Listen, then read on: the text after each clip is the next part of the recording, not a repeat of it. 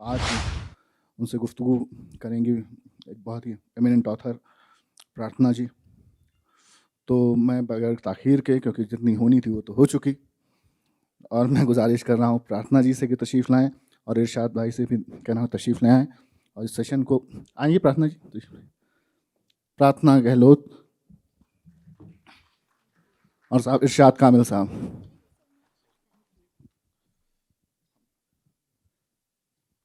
ये तकरीबन 45 मिनट्स का सेशन है। पहाड़ों में गूंजते लफ्ज़।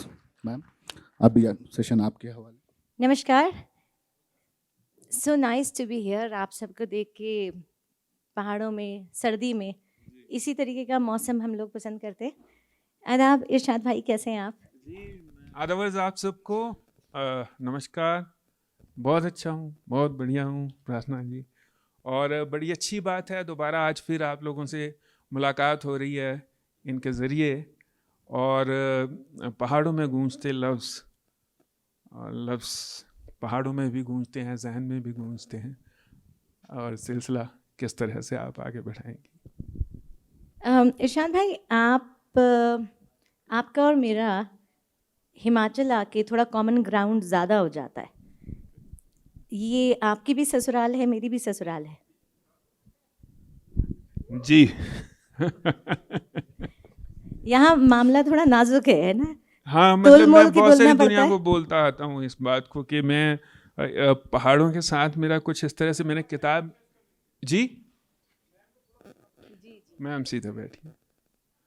असल में कुछ लोगों को सीधे करना बड़ा मुश्किल होता है भाई साहब। तो पहाड़ों के साथ कुछ इस तरह से, मतलब मुझे लगता है जितने भी लोग हैं वो कलाकार हों या शादीशुदा हों, दोनों का ही पहाड़ों के साथ रिश्ता होता है। कल मुझे शाह साहब ने बताया था ये भी पहाड़ों में हनीमून मनाने के लिए आए थे।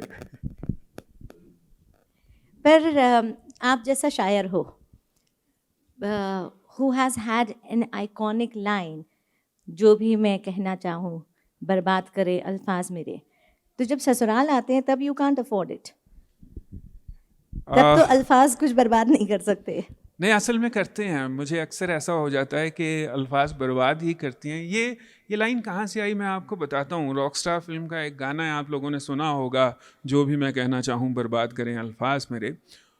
मुझे अक्सर ये एहसास होता था या फील होता था कि कई बार ऐसा होता है हम कहना कुछ और चाहते हैं और कह कुछ और रहे होते हैं और सामने वाला मतलब कुछ और समझ रहा होता है।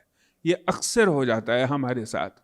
और उस हमारी बातें लंबी क्यों हो जाती हैं? जो बातें हम 4 लफ्ज़ों में, 5 लफ्ज़ों में ख़त्म कर सकते हैं, जिस वाक़या को, जिस मिसरे को, जिस बात को, वो लंबी क्यों हो जाती है? हम 3-3 मिनट, 4-4 मिनट क्यों एक ही बात को बोलते रहते हैं? वो इसलिए शायद जो हम कहना चाह रहे होते हैं वो अच्छी तरह से एक्सप्रेस नहीं हो पा रहा, ये हमें लगता है। तो कभी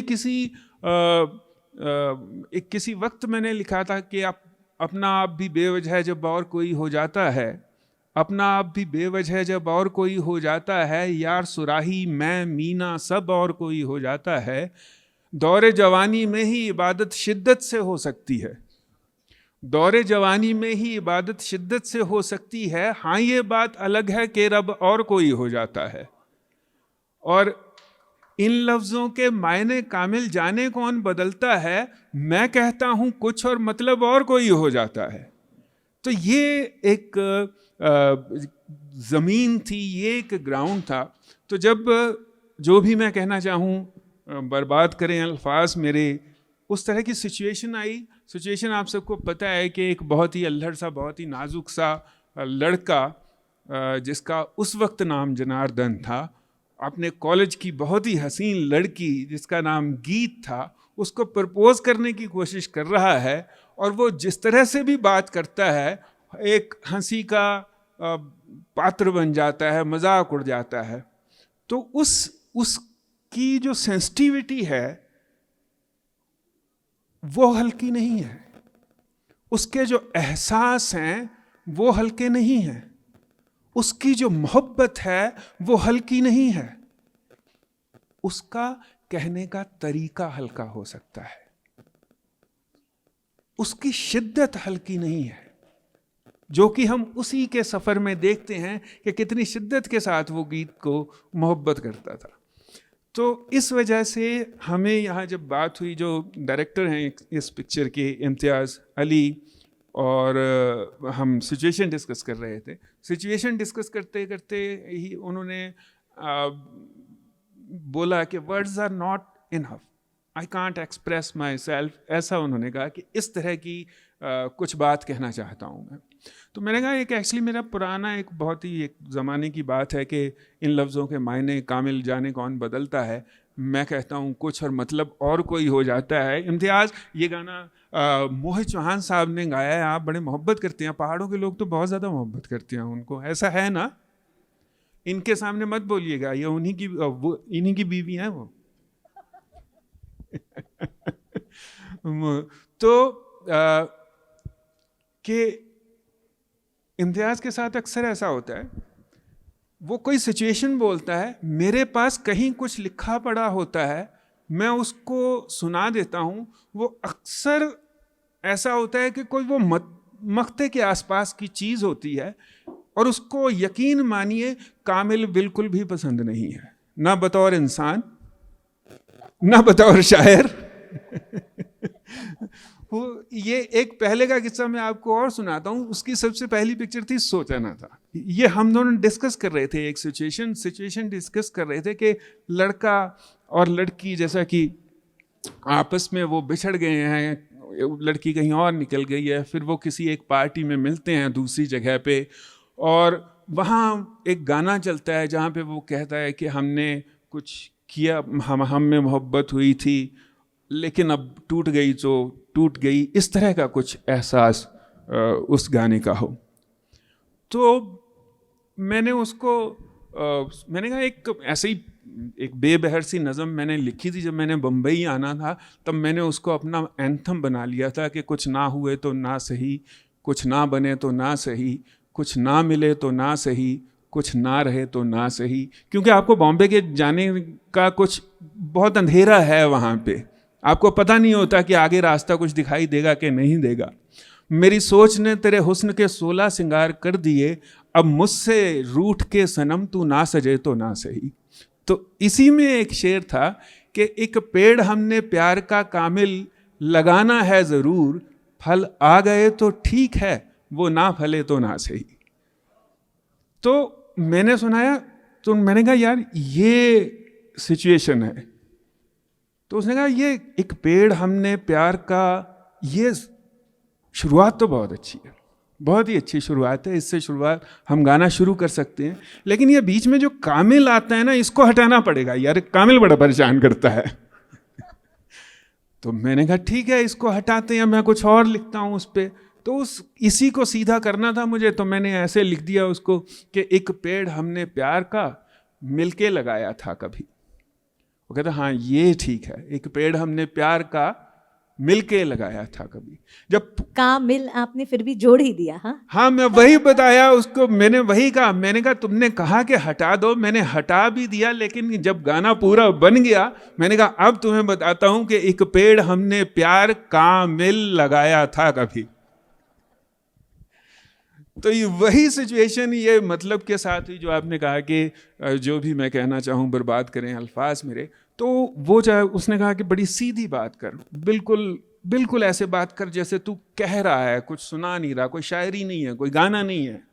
तो फिर इस अंदाज में बात आई कि जो भी मैं कहना चाहूँ बर्बाद करें अल्फाज मेरे।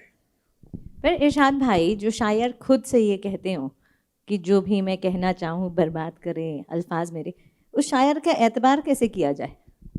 आपको किसने कहा शायरों का एतबार करना चाहिए? शायरों का तो बिल्कुल एतबार नहीं करना चाहिए।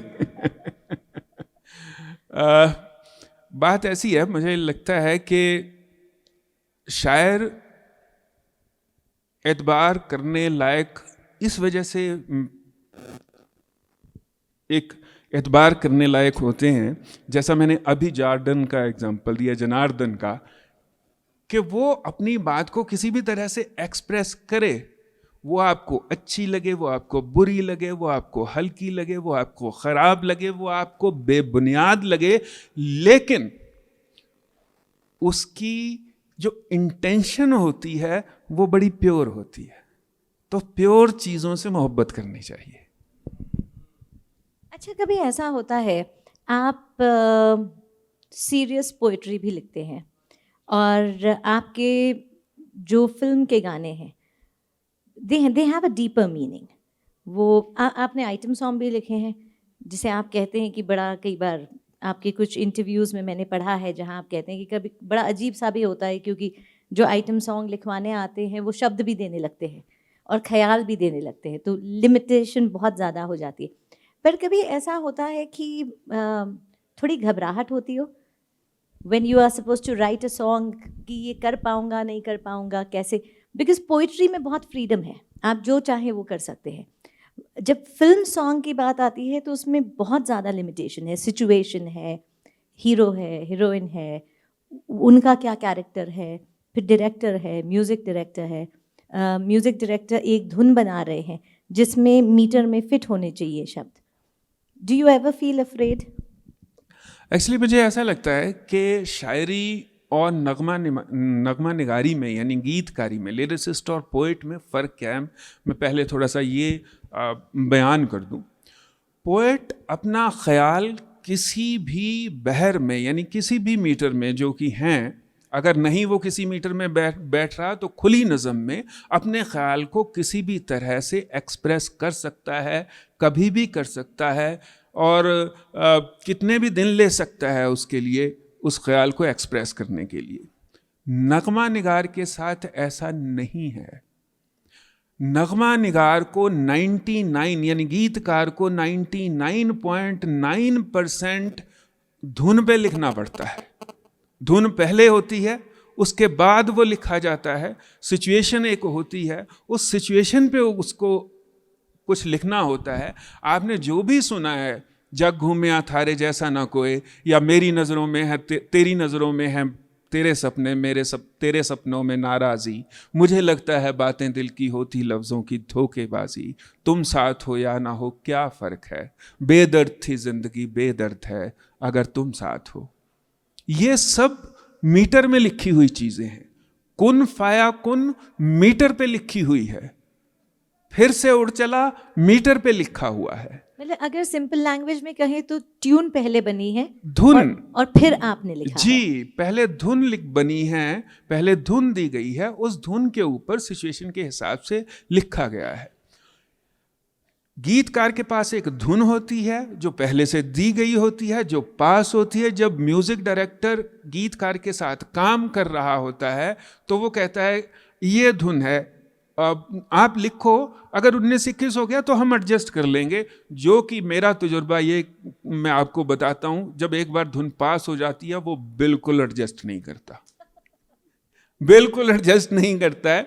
तो वो धुन एक तय हो गई, उस धुन के ऊपर आपने एक सिचुएशन पे आपने गाना लिखना है, और गाना एक लिमिटेड टाइम में लिखना है। ऐसा नहीं होता है कि आप 1.5 महीना गाना ही लिख रहे हैं, या 15 दिन गाना ही लिख रहे हैं, या 1 हफ्ता गाना ही लिख रहे हैं। ज़्यादा से ज़्यादा ऐसा होता है कि आपको 2 दिन मिल गए या 4 दिन मिल गए, उसके अंदर आपको धुन भी संभालनी होती है, उसके अंदर आपको डायरेक्टर को किस तरह का फोनेसिज्म एक किस तरह के वर्ड्स आएंगे, वो आकारात्मक वर्ड्स चाहता है, वो अंत में ऊ चाह रहा है, ओ चाह रहा है, जग घूमिया चाह रहा है, या कोई और ऐसा, इस तरह के फोनेसिज्म पे भी आपको एडजस्ट करना पड़ता है।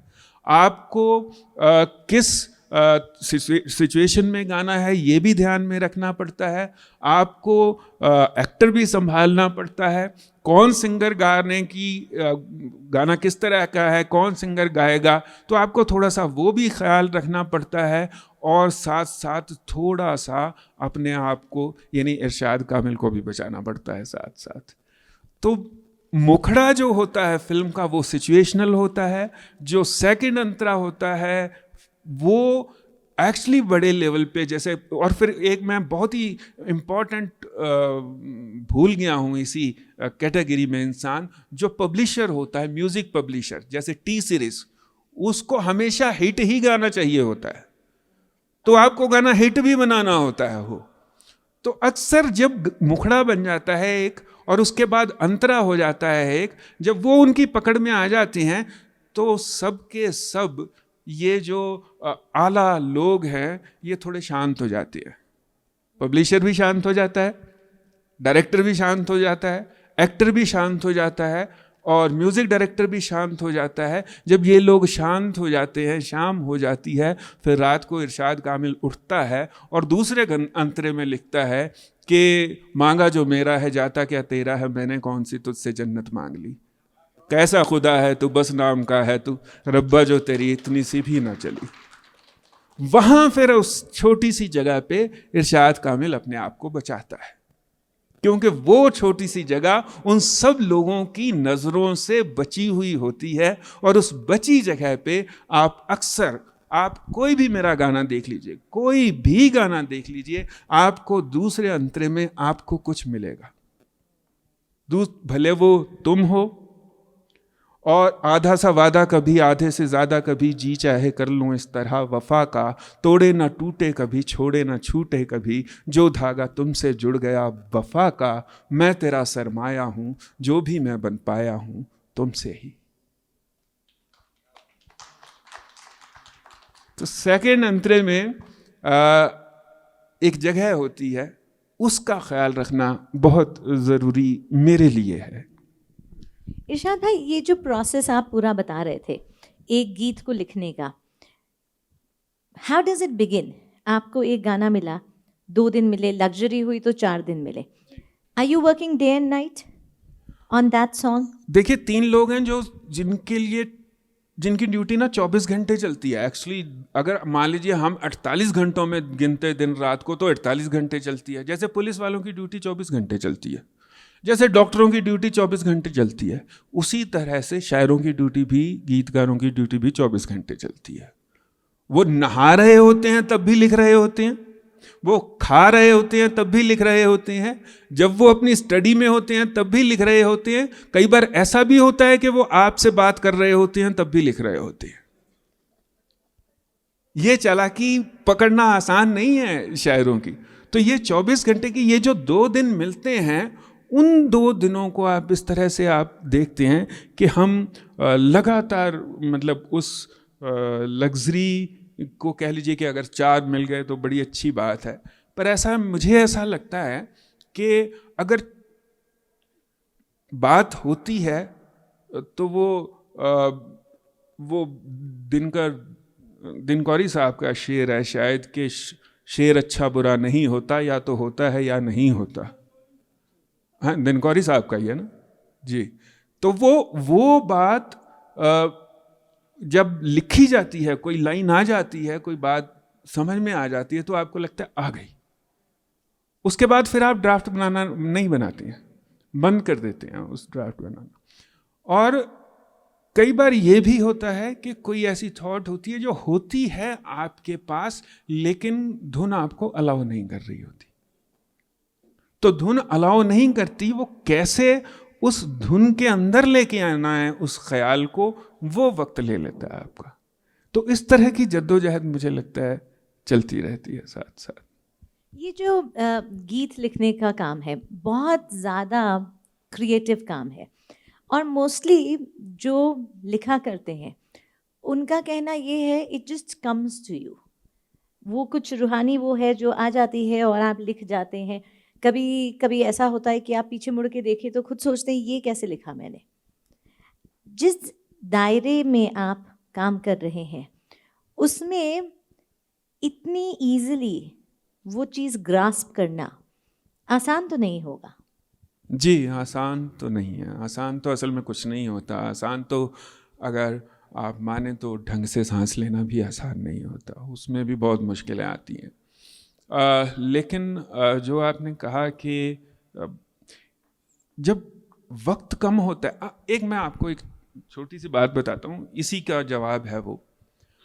कोई एक जगह होती है, आप इमेजिन कीजिए कि कोई एक जंगल है, उस जंगल में एक आप अकेले खड़े हुए हैं, आपको अचानक से कुछ इस तरह की आवाज़ें सुनाई देने लग जाती हैं जो बड़ी अच्छी भी हो सकती हैं, बहुत डरावनी भी हो सकती हैं, बहुत खूबसूरत भी हो सकती हैं, बहुत रोमांटिक भी हो सकती हैं, जो आपको नॉर्मली शहर में सुनाई नहीं देती। वो इस वजह से क्योंकि जिस रूटीन की आवाज़ों के हम सुनने के आदी हैं, वो आवाज़ें वहाँ पे नहीं हैं। जब एक गीतकार उस छोटे से वक्फे में 2 दिनों को भी एक्चुअली गीतकार लग्जरी मानता है। कई बार ऐसा भी होता है कि सिंगर माइक पे खड़ा होता है और गीतकार वहाँ बैठा हुआ गीत लिख रहा होता है। ये बहुत बार हुआ। जैसे मेरा एक गाना था, नगाड़ा नगाड़ा नगाड़ा बजा, और वो इसी तरह से लिखा गया है कि यहाँ लिखा जा रहा है, वहाँ गाया जा रहा है, इस तरह की सिचुएशन में। अब जब वक्त थोड़ा होता है तो जो हमारी सेंसेस होती हैं सारी की सारी, वो इतनी ज़्यादा कंसंट्रेशन के साथ उस पर्टिकुलर धुन पे लग जाती हैं कि उसको बाहर की आवाज़ें सुनाई नहीं देती। अक्सर शायर या राइटर या लिखने वाले या आर्टिस्ट 2 दुनियाओं में जीते हैं। एक बाहर की दुनिया होती है, एक अंदर की दुनिया होती है, और उनको ये हुनर आता है कब बाहर की दुनिया से कटना है, कब अंदर की दुनिया में जाना है। जब अंदर की दुनिया में चले जाते हैं तो उनके लिए चीज़ें आसान हो जाती हैं। This is actually spiritual. ये जो है वो लाइन जो है क्रॉस करना और वापस आ जाना, एक स्पिरिचुअल प्रोसेस ही है। ये मेडिटेशन ही है। जी। ये आप यकीन मानिए, जिस तरह से आप मेडिटेशन जब कर रहे होते हैं तो किस तरह की फील आ रही होती है। आप बाहर की आवाज़ें सुनाई देनी कम हो जाती हैं, अंदर के ख्याल आते हैं जिनको आप पास करते रहते हैं, and ultimately you feel light. और लिखने के बाद यू फील लाइट। इरशाद भाई, आप जब स्कूल कॉलेज में थे तब सुना है दोस्तों को बोला करते थे कि मैं गीत लिखने जा रहा हूँ। जी जी जी जी जी, तो ये जो लिखने की का शौक था या एक ऑब्सेशन जिसको कहते हैं, वो उस टाइम से आ रहा था? नहीं, ऑब्सेशन नहीं आया उस टाइम से। ईमानदारी से मैं आपको बताऊं प्रार्थना जी, अगर लड़कियां इतनी खूबसूरत ना होती तो मैं गीत नहीं लिखता। मैं बॉयज स्कूल में पढ़ता था, 10वीं तक का स्कूल था, और थोड़ी सी दूर 2 लड़कियों के स्कूल थे, और वहाँ बहुत सारी लड़कियाँ पढ़ती थी, और मेरे एक एक दोस्त को 10-10 लड़कियों के साथ सच्चा प्यार था। अब वो मुझे क्या, छुट्टी होती तो भीड़ हो जाती थी थोड़ी, एक चौक पे जाके आगे मलेरकोटला में मेरी स्कूलिंग हुई है, छोटा सा एक कस्बा है मलेरकोटला, तो भीड़ हो जाती थी, तो आपको इतनी सी मोहलत मिल जाती थी जो आपके वाली होती थी, आप उसके पास से गुजर के अगर वो लेना चाहे, आपने जो कुछ पर्ची पे लिखा है तो वो ले सकता था, आप दे सकता था। तो ये सिलसिला कॉलेज में भी चलता रहा। तो छुट्टी होती थी, अब सारे, मेरी हैंड राइटिंग थोड़ी सी ठीक ठाक थी, अब तो थोड़ी ख़राब हो गई है, तो लिखने में हिंदी की हैंड राइटिंग ठीक थी, तो वो सब लोग मुझे बोलते थे, इरशाद लिख देना, लिख दे यार, एक बस बढ़िया सा 4-1 लाइनें लिख दे, बस ये लिख दे कि तुम्हारी बहुत याद आती है, तुम मुझे बड़ी पसंद हो, और बस बाकी फिर काम मैं अपने आप कर लूँगा। अब इरशाद कामिल वही बातें बार बार लिखते भी थक गया था, तुम्हारी बहुत याद आती है, तुम बड़ी अच्छी हो, तुम। फिर अचानक से 10वीं की छुट्टियों, 10वीं के दिन चल रहे थे, ऑल इंडिया रेडियो पे प्रोग्राम आता था आबशार, जिसमें गज़लें चला करती थी, आप जानते होंगे दानिश साहब। तो गज़लें चला करती थी और मुझे बड़ा अच्छा लगता था वो प्रोग्राम, सुनता था मैं। तो उसमें से जो मुझे उस चिट्ठी के हवाले से शेर अच्छा लगता था ना, वो मैं कॉपी के पिछले पन्ने पे लिख लिया करता था कि जिस पर हमारी आंख ने मोती बिछाए रात पर, भेजा तुझे कागज़ वही हमने लिखा कुछ भी नहीं। तो इस तरह के शेर, ये बदर साहब का है, तो इस तरह के शेर मैं लिख लेता था अपनी कॉपी के पन्नों पे। अब अगली बार जब भी कोई मेरे पास ग्राहक आता था तो उस ग्राहक को चिट्ठी लिख के देने के लिए मैं वो शेर का इस्तेमाल कर लेता था। तो ऐसे धीरे धीरे धीरे धीरे वो शायरी मुझे अपनी तरफ खींचने लगी। धीरे धीरे वो आबशार, फिर मुशायरों में, टीवी पे मुशायरे आते थे, रेडियो पे मुशायरे आते थे, तो कॉपी पेन लेके बैठना और वो कॉपी के पिछले पन्नों पे शेर लिखना। शुरुआती दौर में यही था कि दोस्तों को लव लेटर के लिए काम आएगा, लेकिन कब उसने मुझे अपने खींच लिया अपनी तरफ मुझे भी नहीं पता चला। एंड अल्टीमेटली खुद लिखने की कोशिश होने लगी, बेबहरे शेर होने लगे, बेबहरी बातें होने लगी। फिर खुद को भी, आज जवानी में आदमी को 2-4 बार सच्ची मोहब्बत हो ही जाती है, फिर और वो शायर बना देती है इंसान को। तो इस तरह से धीरे धीरे करते हुए मैंने कॉलेज में आके फिर लिटरेचर लिया, और लिटरेचर से फिर बाकायदा मेरा राब्ता पोइट्री के साथ हुआ। इस तरह से ये सिलसिला चला। आपने फिर पीएचडी भी करी? जी, मैंने पीएचडी भी की। पीएचडी भी मैंने कविता पे ही की है पंजाब यूनिवर्सिटी से, और वो भी आप यकीन मानिए मैं कोई ऐसा इतनी मोहब्बत भी नहीं करता हूँ मैं कविता के साथ या पोइट्री के साथ। वो हुआ यूँ था कि मुझे जाना था बॉम्बे। अब मैं जब भी घर वालों को बोलता था ग्रेजुएशन के बाद कि मैं बॉम्बे जाना चाहता हूँ, बॉम्बे जाके क्या करेगा? गाने लिखूंगा। ओह, आनंद बख्शी बनेगा वहाँ जाके तू? हाँ, आप चुप, पढ़ो, अभी ग्रेजुएशन हुई है, जॉब कहाँ मिलती है किसी को? कुछ एमए करो, कोई जॉब वॉब लगेगी, ये सब भूत उतर जाएगा। चलिए ठीक है जी। अब ग्रेजुएशन हो गई थी तो एमए में एडमिशन ले ली, एमए हो गई, एमए होने के बाद फिर पूछा एमए हो गई, तो अभी एमए हो गई तो कुछ कर रहे हो? नहीं, कुछ करने जाना है, यहीं करो। तो चलिए ठीक है, यहीं क्या करना चाहिए? तो मैंने जर्नलिज्म कर लिया। अब जर्नलिज्म कर लिया, मुझे जर्नलिज्म करने के बाद मैंने फिर कहा अभी मुझे बॉम्बे जाना है। मैं अच्छा अभी नहीं जाना, मतलब क्या कहेंगे लोग यार कि एमए किया हुआ है, जर्नलिज्म किया हुआ है, नौकरी मिली नहीं तो लड़का बॉम्बे भाग गया। अब ये देखिए कुदरत कैसे आपके लिए एक जरिया बना देती है। हॉस्टल में रहता था, हॉस्टल में रहते रहते मेरे सामने मेरा 41 नंबर कमरा था, उसका 42 मेरे दोस्त का कमरा था। हम मेस में खाना खा रहे थे।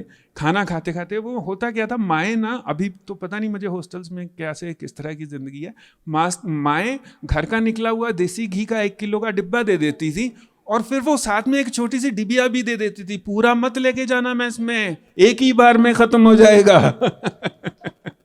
और वो छोटी सी डिब्बी में 2 चम्मच डाल के लेके जाते थे मेस में। तो वो खाना खा रहा है, उसके सामने छोटी सी डिब्बी पड़ी हुई है, और उसकी देखिए कितनी बड़ी दरिया दिली, उसने आधा चम्मच मेरी दाल में भी डाल दिया देसी घी का। मैं समझ गया, मैंने कहा इसको कुछ काम है मेरे से, ऐसे तो कभी नहीं डालता ये। अब उसने मुझे घी खिला दिया देसी अपना, फिर बात करने लगा। और इरशाद तूने देखा 2 ही अखबार आते थे, इंडियन एक्सप्रेस और ट्रिब्यून, उन दिनों हमारे हॉस्टल में जो बाहर लग जाते थे, मतलब लग जाते थे इन द सेंस आप उनको उठा नहीं सकते थे, वहीं खड़े खड़े पढ़ सकते थे। तो मैं अक्सर नहीं पढ़ता था अखबार, क्योंकि अंग्रेज़ी मुझे आती नहीं, अभी भी नहीं आती, उस टाइम भी नहीं आती थी, हिंदी का कोई अखबार होता नहीं था वहाँ पे। तो वो उन्होंने उसने मैं घी खिलाने के बाद मुझे कहता है, इरशाद तुझे पता है ट्रिब्यून में ना वॉक इन इंटरव्यूज़ आए हैं सब एडिटर और ट्रांसलेटर्स के। मैंने कहा अच्छा आए होंगे, मैं इंटरव्यू देने जाना है मुझे। मैंने कहा बहुत अच्छी बात है यार, जाना चाहिए, जॉब करो। कहता तू मुझे छोड़ाएगा, तेरे पास मोटरसाइकिल है?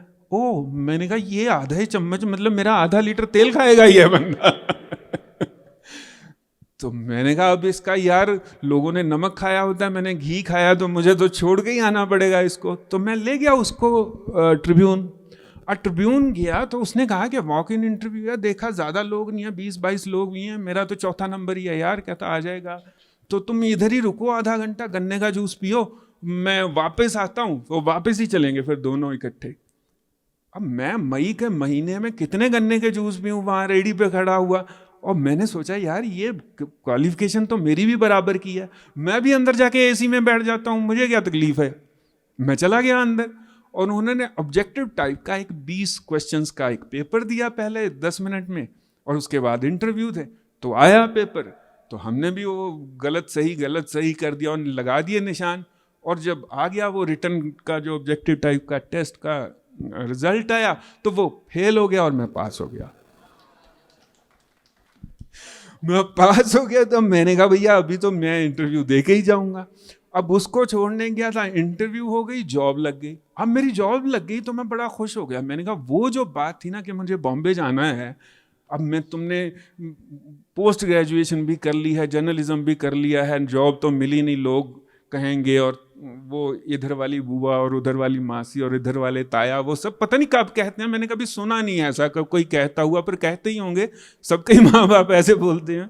तो खैर, तो उन्होंने, और मेरी जॉब लग गई। जॉब लगने के बाद थोड़ी देर मैंने जॉब की। जॉब करने के बाद फिर मैंने बोला कि मेरी जॉब लगी। वो कहते बड़ी अच्छी बात है, ये तो बहुत अच्छी बात है, करो। बॉम्बे, अबे जॉब छोड़ के जाओगे बॉम्बे? किसको मिलती है यहाँ पे इतनी अच्छी ट्रिब्यून की जॉब? मैंने कहा ये भी नहीं चल रहा है काम। और पढ़ाई क्या है एमए? तो मैंने पीएचडी शुरू कर दी। अब पीएचडी शुरू कर दी तो मेरी पीएचडी भी हो गई उस दौरान। अब कुछ नहीं बचा। जब उन्होंने कहा पढ़ाई, तो मैंने कहा जी पीएचडी के बाद कोई क्लास नहीं होती। मैं जितनी क्लासें हो सकती थी मैंने सारी पढ़ ली हैं, मुझे समझ में कुछ आया या नहीं आया, पर पीएचडी के बाद कुछ नहीं हो सकता। अब जॉब वो भी मैंने कर ली। और एक दिन अचानक ऐसे ही मेरी माँ ने मेरे ऑफिस फ़ोन किया कि इरशाद, वो लैंडलाइन का ज़माना था, कि इरशाद का बड़े दिनों से फ़ोन बात नहीं हुई, इरशाद से बात करवा दीजिए। तो जो सामने वो डेस्क सा होता है, सब एडिटर्स का एक गोल सा डेस्क होता है, तो उस पर जो चीफ बैठे थे उन्होंने कहा जी वो तो कल ही जॉब छोड़ के चला गया। और इस तरह से जब मैंने अपने सारे एक बहुत ही अच्छा बेटा होने के फ़र्ज़ थे जो वो निभा दिए, फिर एक अपनी मर्ज़ी का कह लीजिए, या आपने मेरा जो एक ख्वाहिश थी बम्बई जाने की, फिर मैं उस ख्वाहिश के पीछे पीछे बम्बई चला गया। और वो भी एक इत्तेफाक की बात है, कहानी है। इरशाद भाई, उसके बारे में हम बात करेंगे। मेरे ख्याल से इसमें लेक टंडन साहब का बहुत बड़ा रोल था। पर I want to take you back a little to what you said. आपकी मदर ने फ़ोन किया था दफ्तर में आपके बारे में पूछने के लिए। She was also your greatest guide and support system, wasn't she, all through your writing years? Yes, of course. मुझे नहीं पता मतलब उसको क्या ये आभास था या क्या उसको था, या शायद माएँ ऐसे ही होती हैं। उसको ये लगता था कि ये जो कर रहा है ये गलत नहीं कुछ कर रहा, और बस इतना यकीन आ जाए माँ बाप को कुछ गलत नहीं कर रहा और वो आपको करने दें, तो मुझे लगता है इससे अच्छा, इससे बड़ी बात और कुछ नहीं हो सकती है। तो जब सब लोग वही बातें थी, अच्छा आनंद बख्शी बनेगा, ऐसा थोड़ी होता है, वहाँ रोज़ स्टेशन पे हज़ारों लोग लाखों लोग उतरते हैं, तुम्हें क्या लगता है कि तुम क्यों बनोगे, क्या खासियत है तुम में? अब मैं कैसे बताऊँ मैं अपनी खासियत? वो तो आप बताओ ना मुझ में क्या खासियत है, अपनी खासियत मैं क्या बताऊँगा। तो खैर वो हमेशा से मुझे बड़ी सपोर्टिव रही। उन्होंने जब मैंने जॉब भी छोड़ी, फिर मैं मुझे वो विजुअल नहीं भूलता है हमारे कस्बे के मलेरकोटला के घर का, कि वो आंगन है और आंगन में चारपाइयाँ लगी हुई हैं और हल्की हल्की सर्दी उतर रही है, और मैं एक चारपाई पे इस तरह से बैठा हुआ हूँ जैसे कोई मुजरिम कटहरे में खड़ा होता है, और सब लोग मुझसे सवाल कर रहे हैं कि भाई तुमने जॉब क्यों छोड़ दी, इतनी अच्छी जॉब थी। वहाँ तो ट्रिब्यून में तो ऐसा हो जाता है कि अगर तुम्हारी शादी और तुम्हारे बच्चे और वो नालायक निकल जाएं उनको भी जॉब लगा देते हैं वो। तो वो सारी बातें चल रही थी। तो आखिर में उस सारी जो बहस थी, वो क्रॉस एग्जामिन के बाद मेरी माँ ने कहा कि इसने जॉब छोड़ी है तो कुछ सोच के ही छोड़ी होगी।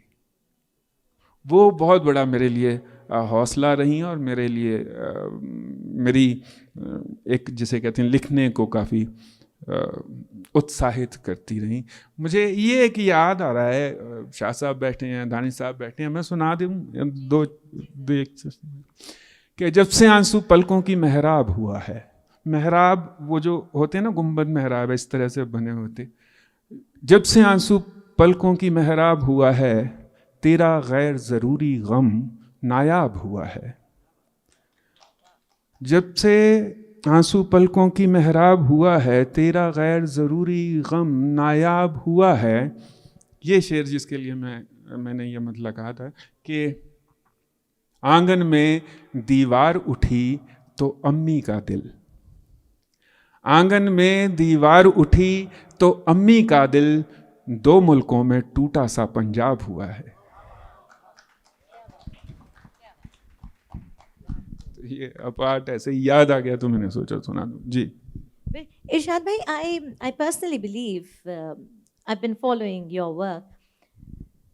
एक नसीहत आपकी अम्मी जान ने आपको लिखने के बारे में दी थी when you were in school. वो उसकी आप आज भी तामीर करते हैं, फॉलो करते हैं उसको? कुछ याद आ रहा है जब you had complained about your teacher? जी नहीं, वो तो बिल्कुल नसीहतें बहुत सारी चीज़ें साथ रहीं। मुझे ऐसा लगता है कि ओवरऑल एक आप असर होता है किसी चीज़ पे, और जैसा माँ बाप होते ही हैं, वो माँ बाप नसीहतों की एक उनके पास बड़ी अच्छी लंबी खासी फहरिस्त है। हमारा भी बेटा है तो हमारे पास भी एक बड़ी अच्छी लंबी फहरिस्त है, तो वो सारी इम्पॉर्टेंट ही होती हैं। और रही बात लिखने की, जैसा मैंने कहा कि सबसे बड़ी बात ये थी कि उसने हौसला दिया। अब हौसला मिल जाना बहुत बड़ी बात है किसी नसीहत। तो ये लेख टंडन साहब का क्या किस्सा है? जी, लेख टंडन साहब, आप अगर जिन्होंने नाम नहीं सुना है, मैं आपको उनकी जानकारी के लिए बता दूं। लेख टंडन साहब बहुत अच्छे डायरेक्टर हुए हैं, उन्होंने बहुत अच्छी पिक्चरें बनाई हैं। थोड़े पुराने थे, जैसे शम्मी कपूर की प्रोफेसर पिक्चर है एक, जिसका गाना है लाल छड़ी मैदान खड़ी क्या खूब लड़ी, वो हाँ। और फिर राजकुमार, वो यहाँ के हम हैं राजकुमार, राजेंद्र कुमार की पिक्चर। झुक गया आसमान पिक्चर थी, झुक गया आसमान, गाना भी उसका बहुत। कौन है जो सपनों में आया, कौन है जो दिल में समाया। और फिर अगर तुम ना होते राजे, हाँ, वो बहुत बढ़िया उन्होंने पिक्चरें बनाई। अब उनके मैं कैसे बॉम्बे गया, किस तरह से चीज़ें बनती हैं, वो वही बात है ना, वो स्क्रीन प्ले लिख देता है। स्क्रीन प्ले होता है ना, पटकथा लिख देता है लिखने वाला कि तुम्हें किस तरह से मैंने पहुंचाना है। मैं अक्सर ये बातें जब मैं पीएचडी कर रहा था, तो मैं पीएचडी करता मैं अपने गाइड को बोलता था जल्दी से पीएचडी करवा दो सर। और कहता तुम चैप्टर तो सारे गलत लिख के ले आते हो। मैंने कहा कर दो ना पास। कहता चैप्टर ही गलत है, मैं कैसे पास कर दूं यार। तो मैंने कहा मैंने कौन सा टीचर बनना है यार, आप रख दो थीसिस में कि किसने कर दिया। मैंने कहा मेरा बॉम्बे मेरा इंतज़ार कर रहा है, वहाँ जाना है मुझे। तो खैर, तो इसी तरह से मैं जर्नलिज्म की बात, जब मैं जर्नलिज्म कर रहा था, मेरे पास दो बीट्स होती हैं एक रिपोर्टर के पास। मेरे पास एजुकेशन और कल्चरल बीट थी। अब कल्चरल बीट में मैंने लेख टंडन साहब का इंटरव्यू करने के लिए मुझे जाना था। ब्यूरो चीफ ने कहा कि आप लेख टंडन साहब का इंटरव्यू करके आइए। और वो मेल का ज़माना नहीं था, मैं आज से जो बात कर रहा हूँ तकरीबन 17-18 साल पहले की बात कर रहा हूँ। तो वो उनकी स्क्रिप्ट बॉम्बे से आती थी, और उनका जो राइटर था वो बहुत सीरियल कर रहे थे वो, और जो उनका राइटर था वो इतना ज़्यादा बिजी था कि वो लगातार स्क्रिप्ट भेज नहीं पा रहा था। बहुत लंबे गैप आ रहे थे, जिसकी वजह से जो 60-70 लोगों का यूनिट था वो बैठा हुआ था और काम हो नहीं रहा था, खर्चे बढ़ रहे थे प्रोड्यूसर के ऊपर। तो वहाँ के local director culture affair Haryana थे, उन्होंने कहा कि यार कोई लोकल राइटर दो ना यार, कहानी मेरे दिमाग में है, मैं उसको बोल दूंगा, वो लिख देगा कुछ। वो कहता ठीक है जी मैं ढूंढता हूँ। अब मैं इंटरव्यू लेने गया हुआ, तो मैं इंटरव्यू लेने उनको गया टाइम लेके। उन्होंने कहा जी मैं 9 बजे मेरी शिफ्ट है, मैं निकल जाऊँगा, तुम 8 बजे आ जाओ, नाश्ता करते करते बात कर लेंगे। मैंने कहा ठीक है जी। मैं 8 बजे पहुँच गया, सर्दियों के दिन थे। मैं इंटरव्यू लेने के लिए गया, तो मैंने वही जो जिस तरह से, अच्छा सर आप किस तरह से ये वो प्लान ढूंढूंगा। अच्छा, सबसे पहले वो पंजाबी थे, उन्होंने पूछा काका तेरा नाम की है? मैं क्या जी मेरा नाम इरशाद। इरशाद की? मैं क्या जी इरशाद कामिल। अच्छा हाँ 10 पराठा खाएंगा? मैं क्या नहीं जी। अच्छा हाँ। तो वो बातचीत शुरू हो गई, उनकी बातचीत शुरू हो गई। अब 15-20 मिनट हुए थे, उनके रूम का फ़ोन बजा तो उन्होंने फ़ोन उठाया, उन्होंने कहा हेलो। हाँ कमल तिवारी साहब थे जो डायरेक्टर थे। हाँ कमल, अच्छा ओके ठीक है, बहुत बढ़िया गल है, बहुत अच्छी बात है। की ना दसिया तू? ओ काका तू की ना दसिया जी? मैं कहा जी इरशाद। इरशाद कामिल कह रहे हैं कमल? ਉਹ ਕਹਿੰਦਾ ਹਾਂਜੀ ਇਰਸ਼ਾਦ ਕਾमिल। ਉਹ ਤੇ ਮੇਰੇ ਸਾਹਮਣੇ ਬੈਠਾ, ਆ ਜਾ ਕਹਿੰਦਾ ਪਰਾਂਠਾ ਚੱਕ ਆਪਾਂ ਗੱਡੀ 'ਚ ਬੈਠ ਕੇ ਗੱਲ ਕਰਦੇ ਹਾਂ।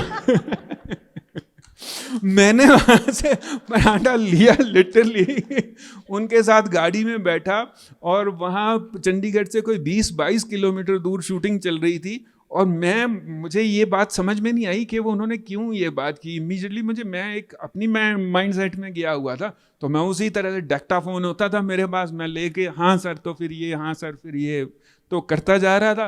वो कहते 1 मिनट रुक, अब तेरा हो गया, मैं तुझे एक कहानी सुनाता हूँ। मैं क्या? हाँ जी सुनाओ। उन्होंने मुझे एक कहानी सुनानी शुरू कर दी। अब कहानी जब सुनाई, जब तक उनका लोकेशन आया तो कहानी पूरी कर दी। वहाँ मुझे कहते कैसी लगी कहानी?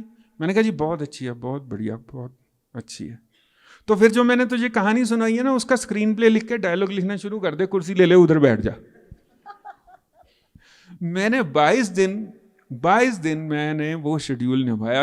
रिपोर्टर जनरली शाम को जाते हैं ऑफिस में, तो मैं सुबह 9 बजे जाता था और 4:30 तक मैं उनके शूट पे उनके बैठ के सीन्स लिखता था, डायलॉग्स लिखता था, और 5 बजे मैं वहाँ से निकलता था और अपने ऑफिस पहुँच जाता था।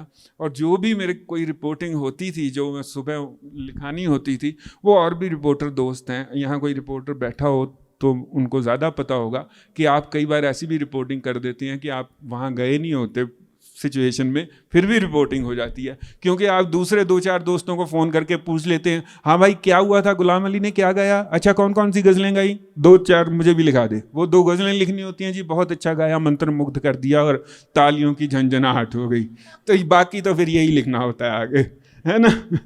तो इस तरह से मैंने 22 दिन उनका शूट किया, 22 दिन शूट निभाया, और जब 22 दिन ख़त्म हो गए तो मुझे कहते तुझे सारा समझ में आ गया, ये सब कुछ ठीक हो गया, अब तू ऐसा कर बॉम्बे चल। मैंने कहा जी बॉम्बे तो मुश्किल है सर, मतलब बॉम्बे मुझे कोई जानता नहीं है और मैं जॉब में इधर हूँ। और कहते काका तेने पता बॉम्बे बांद्रा एक बुढ़ा रहता है, एक बूढ़ा रहता है वहाँ पे। मैंने कहा अच्छा जी। और एक बुढ़िया रहती है। मैंने कहा अच्छा जी। और बांद्रा में उनके पास 3 कमरों का फ्लैट है। मैं क्या अच्छा जी, एक में तू रह लेना।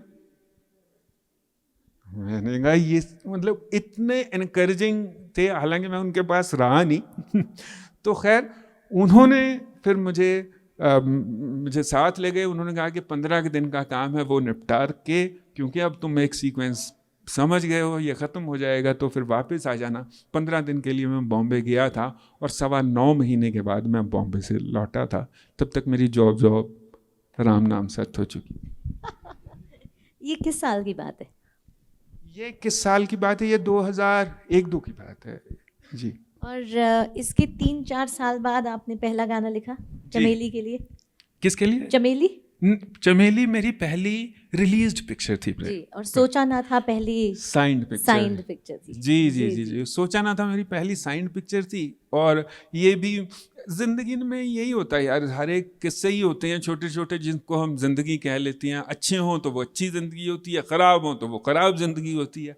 अब वो सोचा ना था। एक म्यूज़िक डायरेक्टर हैं संदेश शांडिल्य, बड़े अच्छे म्यूज़िक डायरेक्टर हैं। सूरज हुआ मध्यम उनका गाना, चांद ढलने लगा, कभी खुशी कभी गम में उनका म्यूज़िक था, आओगे जब तुम मुसाज न अंगना फूल खिलेंगे। तो वो मैं उनके साथ, उनको मैं लगातार फ़ोन कर रहा था। वो भी इस वजह से कि कोई मेरा पंजाब का दोस्त था जो उनको जानता था, और पंजाब का दोस्त, पंजाबी थोड़े से ऐसे होते हैं, ओ तू करदा नहीं यार, तू फ़ोन करना यार, तू उसको बोलना यार, तुझे बुलाएगा यार। मैं थोड़ा शर्माता था क्योंकि मैंने 1-2 बार किया था ये कोशिश। तो वो आगे कहते थे मिलते रहना, आना फिर बताना, मिलते रहना, हम बताएंगे, इस तरह की बातें म्यूज़िक डायरेक्टर करते रहते थे। तो मुझे अच्छा नहीं लगता था ज़्यादा। अब हुआ क्या कि उसने फिर मुझे एक बार फ़ोन किया पंजाब से कि तू मिला संदेश शांडिल्य से? मैंने कहा जी नहीं, मैं तो नहीं मिला। कहता तू जाके मिलता यार। मैंने कहा अच्छा। तो मैं उसने नंबर भी दे दिया, मैंने फ़ोन कर लिया, और भाई साहब संदेश शांडिल्य साहब ने भी मुझे बुला लिया। कहते आ जाओ, मैं फ़लाँ तारीख को, मतलब कल एम्पायर स्टूडियो में रिकॉर्डिंग कर रहा हूँ, आ जाओ। मैं गया तो कहते क्या करते हो? मैंने कहा जी मैं उसी के लिए, मैंने जिसके लिए फ़ोन किया था, मैं गाने लिखना चाह रहा हूँ, कुछ लिखा है? मैंने कहा हाँ जी। और तब तक थोड़ा सा असला भी तैयार, मतलब अपने पास ऐसा लगता था कि हमारा तो हर एक ही शेर AK-47 से कम नहीं है, इस तरह की फीलिंग में जीने वाले थे हम, मतलब। तो मैंने कोई 25-30 गज़लें उनको जो मतले पे मतला और शेर पे शेर और मतले पे मतलब, वो धराशायी हो गए भाई साहब, धराशायी हो गए। धराशायी होने के बाद मुझे कहते इरशाद भाई मैं ना आपको फ़ोन करूँगा, हम मिलते रहेंगे, मैं बात करूँगा, हम काम करेंगे। मैंने कहा ठीक है। अब 4-5 दिनों के बाद क्या हुआ देखिए प्रार्थना जी, बड़े मतलब जैसा मैंने कहा कि ये किस्से ही होते हैं ज़िंदगी जो होती है। 4-5 दिन के बाद उनका फ़ोन आया कि इरशाद भाई, लैंडलाइन था। मैंने कहा जी संदेश शांडिल्य बोल रहा हूँ। मैंने कहा हाँ जी बोलिए। मैंने कहा भाई आ गया, काम आ गया।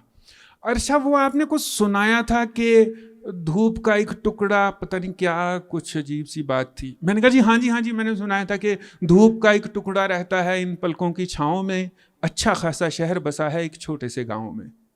कहते हाँ ठीक है। फोन रख दिया उन्होंने, सुन के फ़ोन रख दिया। मैंने कहा जी अच्छा ठीक है। अब 4-5 दिन के बाद उनका फिर फ़ोन आया।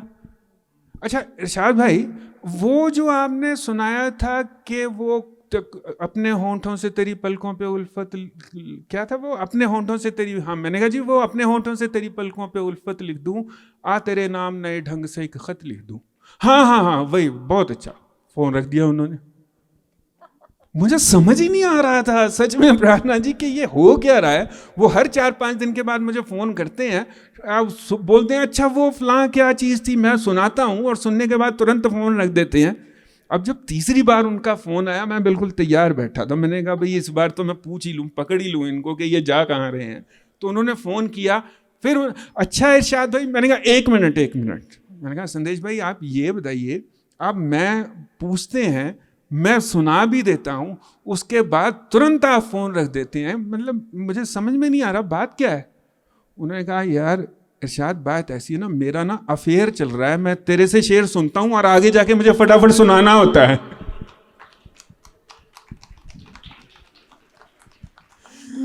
तो वो अब हमारी भाभी हैं किरण भाभी, जिनसे उनकी शादी हुई है, तो वो उनका अफेयर चल रहा था उन दिनों।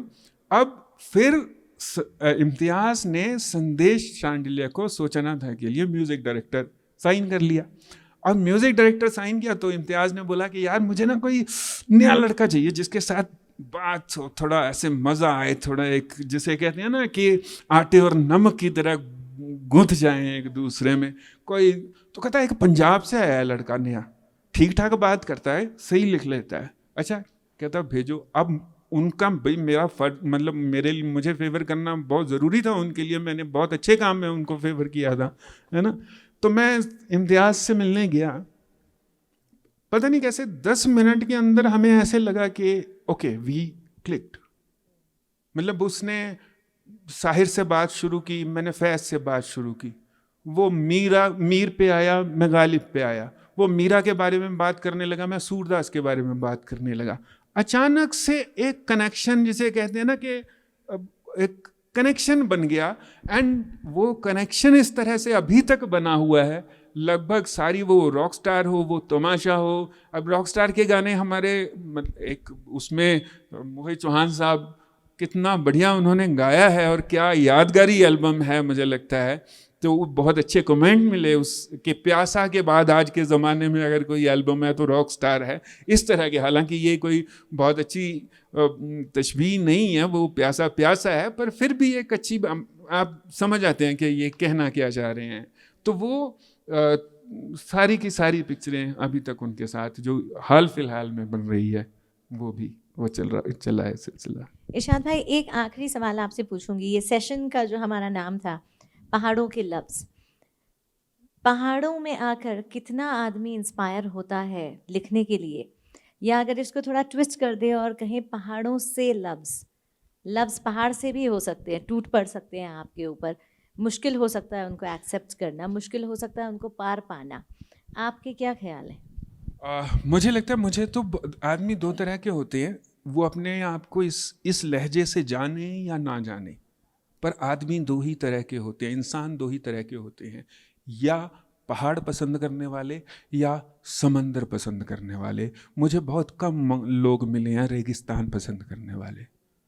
तो जो पहाड़ पसंद करने वाले लोग होते हैं वो ज़्यादातर कलाकार किस्म के लोग होते हैं, आर्टिस्ट किस्म के लोग होते हैं, और उनको सुकून भी मिलता है। जहाँ तक यहाँ के इंस्पायर होने की बात है, मुझे पता नहीं क्यों मैं बहुत ही कमाल की फीलिंग, एक एनर्जी मुझ में आती है। हाल फिलहाल में मेरी एक पिक्चर आई है ऊंचाई, अगर किसी ने देखी हो आप में से, सूरज बड़जात्या साहब की। उसमें मैंने एक गाना भी लिखा है, लड़की पहाड़ी, पहाड़ी सी लड़की। अब जो कहते हैं, अब कल हम मुशायरे ये में, खैर आपने पर्सनल एक्सपीरियंस से लिखा है ना, जी लड़की पहाड़ी। जो कल बात कर रहे थे लक्षणा व्यंजना की, मुशायरे में बात हो रही थी, ये बड़ी मोटी बातों में उस टाइम भी मैं सोच रहा था नहीं जाना चाहिए। छोटी बात में जाके बड़ी बात, आसान बात में बड़ी बात कहने की कोशिश करनी चाहिए। और कैसे उसको आप कहते हैं, एक एक श्लेष अलंकार होता है, मतलब एक ही लाइन में दो मतलब निकल आते हैं, जरा कुछ नहीं करना, वही लफ्ज है। अब जैसे एग्जाम्पल, मेरा एक एक्शन रिप्ले का गाना है, अब तेरी सोच में रहता हूं मैं। इतनी आम लाइन है, जितनी आम लाइन कोई हो सकती है, अब तेरी सोच में रहता हूं मैं।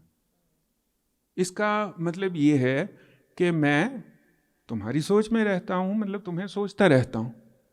एक्चुअली इसी का मतलब ये भी है कि मैं अब तुम्हारी सोच में रहता हूं, तुम मुझे सोचती रहती हो। आपके हाथ में क्या आया है, ये आपका हुनर है। लिखने वाले को ही बताना पड़े कि मैंने क्या लिखा है, तो फिर आपका क्या मतलब हुआ शायर होने का, या शायरी के मुरीद होने का, या शायरी समझने का। लड़की पहाड़ी, पहाड़ी सी लड़की,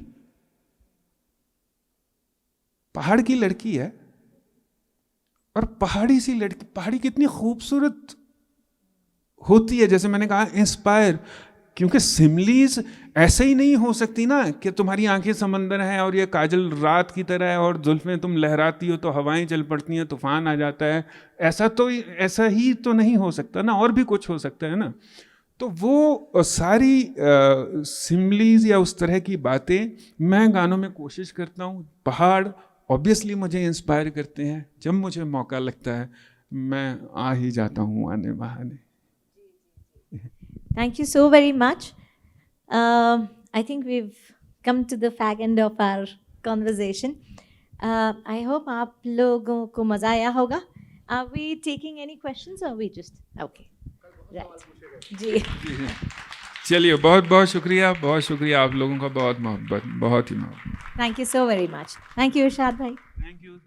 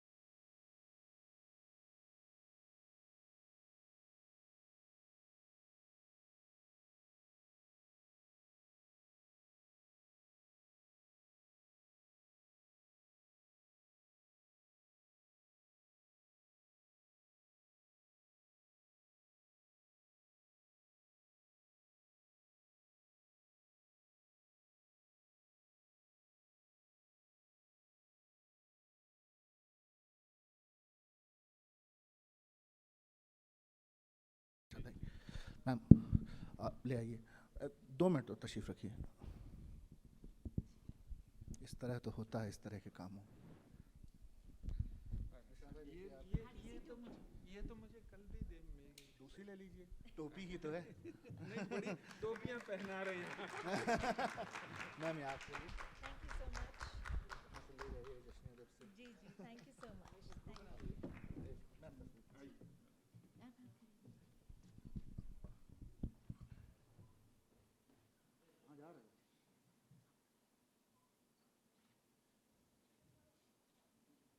थैंक यू सो मच।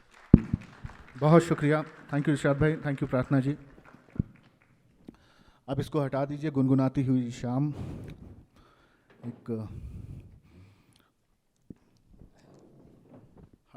एक ऐसी आवाज़ जो इसको आप लोग बहुत अच्छी तरह से जानते हैं, विद्या शाह के बारे में, आप डॉक्टर विद्या शाह के बारे में, और वो हमारे दरमियान हैं। बस जितना वक्त लगेगा उसके बाद हम फिर हाजिर होते हैं गुनगुनाती हुई शाम के साथ।